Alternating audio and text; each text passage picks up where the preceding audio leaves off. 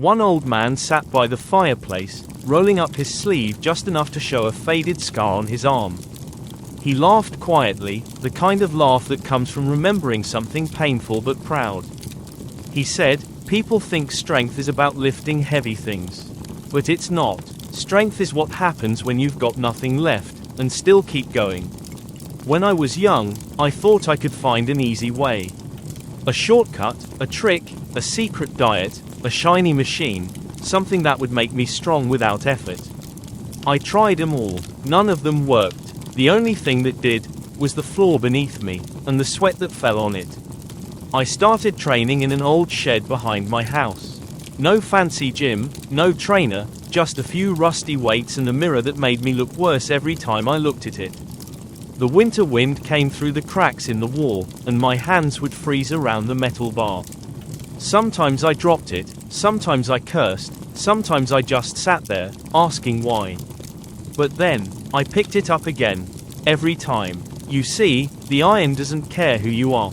It doesn't care if you're rich or poor, happy or sad.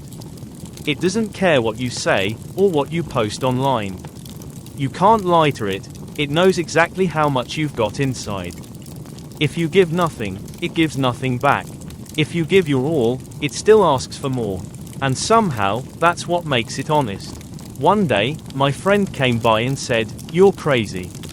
You train alone, no one even sees it." And I told him, "Good. Then no one can take it away from me." He didn't understand. Most people don't. They chase applause, not growth. But real strength, the kind that stays, is quiet. It doesn't need a witness. There were days I failed, too. Days I couldn't lift what I lifted yesterday. Days when I thought, I'm getting weaker. But then I realized, strength isn't always more weight on the bar. Sometimes, strength is showing up again after you've failed. Sometimes, it's walking to that same shed when no one is watching, and doing one more representative when no one will clap. Now I'm old, and the weights have been replaced by medicine bottles. My knees make noises I can't explain, and my reflection looks like someone's grandfather, which, I suppose, I am. But when I climb the stairs, when I carry firewood, when I don't give up just because it hurts a little, I still hear that same voice in my head saying, "Come on. One more. You're not done yet." The world changes, you know. Machines get smarter, people get softer. They want results, not the process. But you can't buy effort. You can't download discipline. And you can't fake muscle. So, if you ask me what kept me going all these years, it wasn't hope, or luck, or faith. It was habit. It was the stubborn idea that if you push something long enough, it might just move. Even if that something is yourself.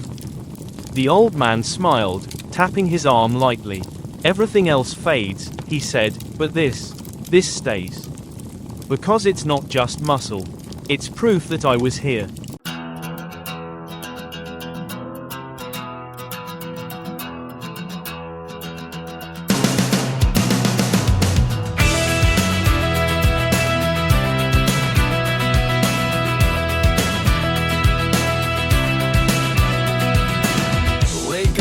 It's another fight. Mirror says you're half alright. Grab the dumbbells,